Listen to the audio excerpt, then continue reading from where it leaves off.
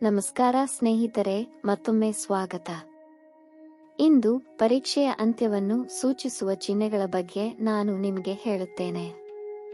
ಸತ್ಯವೇನೆಂದರೆ, ಪರೀಕ್ಷೆಯು 90 ಅಥವಾ 99ಕ್ಕೆ ಕೊನೆಗೊಳ್ಳುತ್ತಿರುವಾಗ ಅದನ್ನು ಈಗಾಗಲೇ ತೆಗೆದುಕೊಳ್ಳಲಾಗಿದೆ. 1% ಬಂದರೆ ನಮ್ಮ ಪರಿಸ್ಥಿತಿ ಹೀಗಿದೆ ಎನ್ನುತ್ತಾರೆ. ಆದರೆ ಎಲ್ಲೋ ಅದು ನಿಮ್ಮ ಪರೀಕ್ಷೆ ಮತ್ತು ದೇವರು ನಮ್ಮನ್ನು ಆರಿಸುತ್ತಾನೆ ಎಂದು ನೀವು ಅರ್ಥ ಮಾಡಿಕೊಳ್ಳಬೇಕು. ಅವರನ್ನು ಆಯ್ಕೆ ಮಾಡುವ ಸಾಮರ್ಥ್ಯ ನಮಗಿಲ್ಲ, ಅವರು ನಮ್ಮನ್ನು ಆಯ್ಕೆ ಮಾಡುತ್ತಾರೆ. ಅವರು ತಮ್ಮ ಭಕ್ತರನ್ನು ಆಯ್ಕೆ ಮಾಡುತ್ತಾರೆ ಮತ್ತು ಅವರು ತಮ್ಮ ಭಕ್ತರನ್ನು ಆರಿಸಿದಾಗ ಅವರು ಡೋಲು ಬಾರಿಸುವ ಮೂಲಕ ಅವರನ್ನು ಆಯ್ಕೆ ಮಾಡುತ್ತಾರೆ. ಅಷ್ಟೇ ಅಲ್ಲ, ತಮ್ಮ ಸೇವೆಯನ್ನು ಯಾರಿಗಾದರೂ ಕೊಡುತ್ತಾರೆ, ತಮ್ಮ ಹೆಸರನ್ನು ಯಾರಿಗಾದರೂ ಕೊಡುತ್ತಾರೆ, ತಮ್ಮ ಅಧಿಕಾರವನ್ನು ಯಾರಿಗಾದರೂ ಕೊಡುತ್ತಾರೆ, ತಮ್ಮ ಭಕ್ತಿಯನ್ನು ಯಾರಿಗಾದರೂ ಕೊಡುತ್ತಾರೆ. ಅವರು ನಿಮ್ಮನ್ನು ಗಮನಿಸುತ್ತಾರೆ, ನೀವು ಎಷ್ಟು ದೂರ ಹೋಗಬಹುದು, ನಿಮ್ಮ ವ್ಯಕ್ತಿತ್ವ ಏನು ಮತ್ತು ನಿಮ್ಮನ್ನು ಪರಿಷ್ಕರಿಸುತ್ತಾರೆ. ಪರೀಕ್ಷೆಯ ಸಮಯದಲ್ಲಿ ಸಂಸ್ಕರಿಸುವ ಪ್ರಕ್ರಿಯೆಯು ಮುಂದುವರಿಯುತ್ತದೆ. ನೀವು ಆಟದಲ್ಲಿ ರತ್ನವಾಗಿ ಹೊರಹೊಮ್ಮುವ ಸಮಯ ಬರುತ್ತದೆ ಮತ್ತು ದೇವರ ಸದ್ಗುಣಗಳನ್ನು ಹೊಗಳಲು ಪ್ರಾರಂಭಿಸುತ್ತದೆ. ಭಗವಂತನ ಹೆಸರಿನಲ್ಲಿ ನಿಮ್ಮೊಳಗಿನ ಅಹಂಕಾರವು ಸಂಪೂರ್ಣವಾಗಿ ಮಾಯವಾಗುತ್ತದೆ ಮತ್ತು ಭಗವಂತ ನಿಮಗೆ ಸಮಾಜದ ಕಲ್ಯಾಣಕ್ಕಾಗಿ ಶಕ್ತಿಯನ್ನು ದಯಪಾಲಿಸುತ್ತಾನೆ. ಅವನು ಬಹಳ ಕರುಣಾಮಯಿ. ಆದ್ದರಿಂದ ನಾನು ನಿಮಗೆ ಹೇಳುತ್ತೇನೆ, ನಿಮ್ಮ ಪರೀಕ್ಷೆಯು ಕೊನೆಗೊಂಡಾಗ ಏನಾಗುತ್ತದೆ? ಪರೀಕ್ಷೆಗಳು ಹಣಕ್ಕೆ ಸಂಬಂಧಿಸಿರಬಹುದು, ಅವರು ನಿಮ್ಮ ಸಂಬಂಧಗಳಿಗೆ ಸಂಬಂಧಿಸಿರಬಹುದು. ಅವರು ನಿಮ್ಮ ಹಣಕ್ಕೆ ಸಂಬಂಧಿಸಿದ ಕಾರ್ಯಗಳನ್ನು ತೆಗೆದುಕೊಳ್ಳಲು ಪ್ರಾರಂಭಿಸಬಹುದು, ಅವರು ನಿಮ್ಮ ಸಂಬಂಧಗಳಿಗೆ ಸಂಬಂಧಿಸಿದ ಸಮಸ್ಯೆಗಳನ್ನು ಪರಿಹರಿಸಲು ಪ್ರಾರಂಭಿಸಬಹುದು. ನಿಮ್ಮ ಸಂಬಂಧಗಳಲ್ಲಿ ನಿಮ್ಮ ಸಂಗಾತಿ, ಪೋಷಕರು ಅಥವಾ ಯಾವುದೇ ಜೀವನಕ್ಕೆ ಸಂಬಂಧಿಸಿದ ಸಮಸ್ಯೆಗಳ ನಡುವೆ ಸ್ವಲ್ಪ ಅಂತರವಿರಬಹುದು, ಇದರಿಂದಾಗಿ ಅವರು ನಿಮ್ಮನ್ನು ಕರೆದೊಯ್ಯಬಹುದು. ಆದರೆ ನಿಮ್ಮ ಪರೀಕ್ಷೆಯು ಕೊನೆಗೊಂಡಾಗ ದೇವರು ನಿಮಗೆ ಚಿಹ್ನೆಗಳನ್ನು ನೀಡುತ್ತಾನೆ. ಎಚ್ಚರಿಕೆಯಿಂದ ಆಲಿಸಿ, ದೇವರು ನಿಮ್ಮ ಪರೀಕ್ಷೆಯನ್ನು ಮುಗಿಸಲಿರುವಾಗ ಮೊದಲ ಚಿಹ್ನೆ, ನೀವು ಹಣವನ್ನು ಸ್ವೀಕರಿಸಲು ಪ್ರಾರಂಭಿಸುತ್ತೀರಿ. ಹಣ ಎಲ್ಲಿಂದ ಬರುತ್ತಿದೆ ಎಂದು ನಿಮಗೆ ತಿಳಿದಿಲ್ಲ, ನೀವು ಅದನ್ನು ಕೇಳಲಿಲ್ಲ, ನೀವು ಸಿಕ್ಕಿಹಾಕಿಕೊಂಡ ಹಣವು ನಿಮಗೆ ಬರಲು ಪ್ರಾರಂಭಿಸುತ್ತದೆ. ತೆರಿಗೆಯನ್ನು ಮನ್ನಾ ಮಾಡಲಾಗಿದೆ ಮತ್ತು ನೀವು ಸಾಲಗಳನ್ನು ಮರುಪಾವತಿಸಲು ಪ್ರಾರಂಭಿಸುತ್ತೀರಿ. ನಿಮ್ಮ ಹಣಕ್ಕೆ ಸಂಬಂಧಿಸಿದ ಕಾರ್ಯಗಳು ತೆರೆಯಲು ಪ್ರಾರಂಭಿಸುತ್ತವೆ. ಹಣಕ್ಕೆ ಸಂಬಂಧಿಸಿದ ವಿಷಯಗಳಲ್ಲಿ ನಿಮಗೆ ಸಹಾಯ ಮಾಡುವ ಜನರೊಂದಿಗೆ ನೀವು ಸಂಪರ್ಕವನ್ನು ಪ್ರಾರಂಭಿಸುತ್ತೀರಿ. ನಿಮಗೆ ಹಣದ ಸಹಾಯ ಮಾಡುವ ನಿಮ್ಮ ಸಂಬಂಧಿಕರು, ಪರಿಚಯಸ್ಥರು ನಿಮಗೆ ಸಹಾಯ ಮಾಡಲು ಪ್ರಾರಂಭಿಸುತ್ತಾರೆ. ಇದು ನಿಮ್ಮ ಪರೀಕ್ಷೆಯು ಕೊನೆಗೊಳ್ಳುವ ಮೊದಲ ಸಂಕೇತವಾಗಿದೆ. ಆ ಸಮಯದಲ್ಲಿ ಎರಡನೇ ಚಿಹ್ನೆಯು ನಿಮಗೆ ಒಳ್ಳೆಯ ಸುದ್ದಿ ಬರಲು ಪ್ರಾರಂಭಿಸುತ್ತದೆ. ನಿಮ್ಮ ಮಗ ಹುಟ್ಟುವುದು, ನಿಮಗೆ ಕೆಲಸ ಸಿಗುವುದು ಅಥವಾ ನಿಮ್ಮ ಮಗು ಪರೀಕ್ಷೆಯಲ್ಲಿ ಅಗ್ರಸ್ಥಾನ ಪಡೆಯುವುದು ಮುಂತಾದ ಒಳ್ಳೆಯ ಸುದ್ದಿ. ಅಂತಹ ಒಳ್ಳೆಯ ಸುದ್ದಿಗಳು ನಿಮಗೆ ಬರಲು ಪ್ರಾರಂಭಿಸುತ್ತವೆ. ನಿಮಗಿದ್ದ ಕಾಯಿಲೆ, ನೀವು ಗುಣಮುಖರಾಗುತ್ತೀರಿ.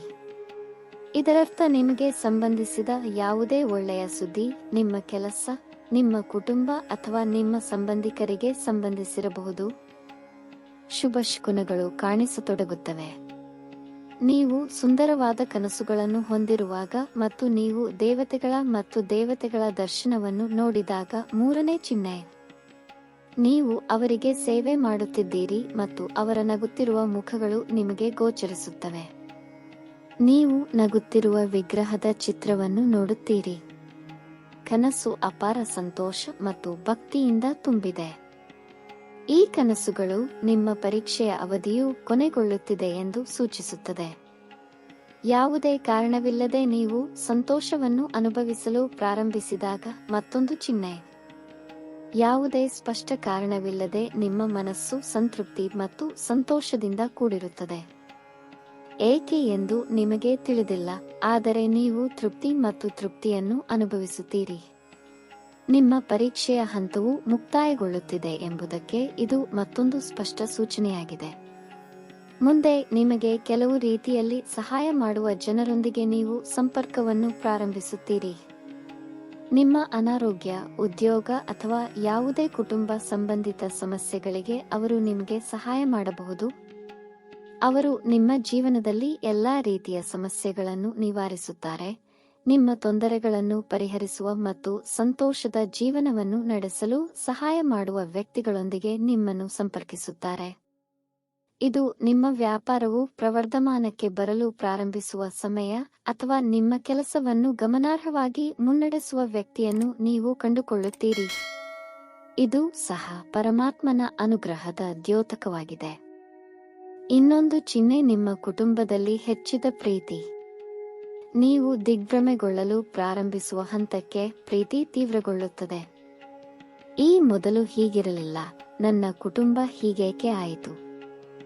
ಪ್ರೀತಿಯ ಈ ಹೆಚ್ಚಳವು ನಿಮ್ಮ ಕಷ್ಟದ ಸಮಯಗಳು ಕೊನೆಗೊಂಡಿವೆ ಎಂದು ಸೂಚಿಸುತ್ತದೆ ಮತ್ತು ಈಗ ಅದೃಷ್ಟವು ನಿಮ್ಮ ಕಡೆ ಇದೆ.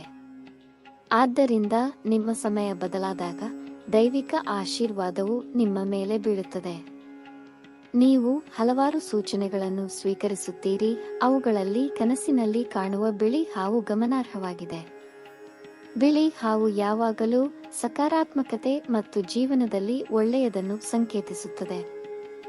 ಬಿಳಿ ಬಣ್ಣವು ಶುದ್ಧತೆಯನ್ನು ಪ್ರತಿನಿಧಿಸುತ್ತದೆ ಮತ್ತು ಅಂತಹ ಚಿಹ್ನೆಗಳು ನಿಮ್ಮ ಜೀವನದಿಂದ ಕತ್ತಲೆಯನ್ನು ತೆಗೆದುಹಾಕುತ್ತವೆ, ಸಮೃದ್ಧಿ ಮತ್ತು ಯೋಗಕ್ಷೇಮವನ್ನು ಸೂಚಿಸುತ್ತವೆ. ಅಂತೆಯೇ ನೀವು ಅಜಾಗರೂಕತೆಯಿಂದ ಒಳಗೆ ಬಟ್ಟೆಗಳನ್ನು ಧರಿಸಿದಾಗ ಅದು ಮತ್ತೊಂದು ಚಿಹ್ನೆ. ಇದು ತಪ್ಪು ಎಂದು ಜನರು ಹೇಳಬಹುದು, ಆದರೆ ಇದು ನಿಮ್ಮ ಸಮಯ ಬದಲಾಗುತ್ತಿದೆ ಎಂಬುದರ ಸಂಕೇತವಾಗಿದೆ. ಆದ್ದರಿಂದ ನಿಮ್ಮ ಕೆಟ್ಟ ಸಮಯಗಳು ಮುಗಿದಿವೆ ಎಂದು ಸೂಚಿಸುವ ಚಿಹ್ನೆಗಳು ಮತ್ತು ಅದೃಷ್ಟವು ಈಗ ನಿಮ್ಮ ಕಡೆ ಇದೆ. ಸೂರ್ಯ, ಅದು ಏನು? ಸೂರ್ಯ ಆದಿತ್ಯ. ಸೂರ್ಯ ಎಂದರೇನು? ಸೂರ್ಯನು ಬೆಳಕು. ಸೂರ್ಯ ಎಂದರೇನು? ಇದು ಕತ್ತಲೆಯನ್ನು ಹೋಗಲಾಡಿಸುತ್ತದೆ. ಸೂರ್ಯ ಎಂದರೇನು? ಇದು ಸಸ್ಯಗಳಿಗೆ ಜೀವ ನೀಡುತ್ತದೆ. ಸೂರ್ಯ ಎಂದರೇನು?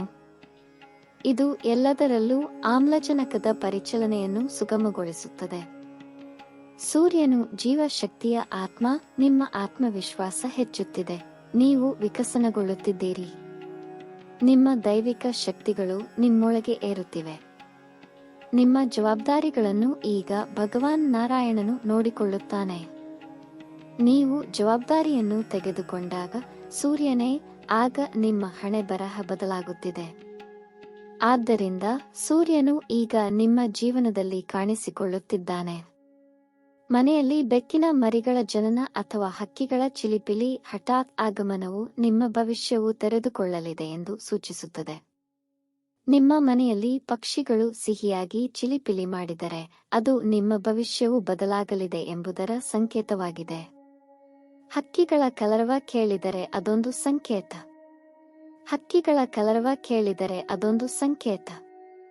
ನಾನು ಇಲ್ಲಿ ಪಾರಿವಾಳಗಳ ಬಗ್ಗೆ ಮಾತನಾಡುತ್ತಿಲ್ಲ, ನಾವು ಮಾತನಾಡಬಹುದಾದ ಸಣ್ಣ ಹಕ್ಕಿಗಳ ಬಗ್ಗೆ ಮಾತನಾಡುತ್ತಿದ್ದೇನೆ. ಹಾಗಾದರೆ ಈ ಹಕ್ಕಿಗಳ ಮಧುರವಾದ ಚಿಲಿಪಿಲಿಯನ್ನು ನೀವು ಕೇಳಿದರೆ ಅದು ಒಂದು ಶಬ್ದವಾಗಿದೆ, ಇದು ನಿಮ್ಮ ಭವಿಷ್ಯವು ತೆರೆದುಕೊಳ್ಳಲಿದೆ ಎಂಬುದರ ಸಂಕೇತವಾಗಿದೆ. ನೀವು ಕ್ರಿಕೆಟಿನ ಶಬ್ದವನ್ನು ಕೇಳಿದರೆ ಅದು ಸಂಕೇತವಾಗಿದೆ. ಮಳೆಗಾಲದಲ್ಲಿ ನೀವು ಕೇಳಿರಬಹುದು, ಆದರೆ ಮಳೆಗಾಲದ ಹೊರತಾಗಿ ಬೇಸಿಗೆ ಅಥವಾ ಚಳಿಗಾಲದಲ್ಲಿ ನೀವು ಕೇಳಿದರೆ ಅದು ಸಂಕೇತವಾಗಿದೆ. ಇದರೊಂದಿಗೆ ಶಂಖದ ಸದ್ದು ಕೇಳಿದರೆ, ಗಂಟೆಯ ಸದ್ದು ಕೇಳಿದರೆ ಪಕ್ಕದಲ್ಲೇ ದೇವಸ್ಥಾನ ಇರಬೇಕಲ್ಲ. ಗಂಟೆ ಮೊಳಗುವುದು ಸಾಮಾನ್ಯ. ಇಂತಹ ಹೆಚ್ಚಿನ ವಿಡಿಯೋಗಳಿಗಾಗಿ ನಮ್ಮ ಚಾನೆಲ್ಗೆ ಚಂದಾದಾರರಾಗಿ. ಮುಂದಿನ ವಿಡಿಯೋದಲ್ಲಿ ಭೇಟಿಯಾಗೋಣ. ಹರ ಹರ ಮಹಾದೇವ್.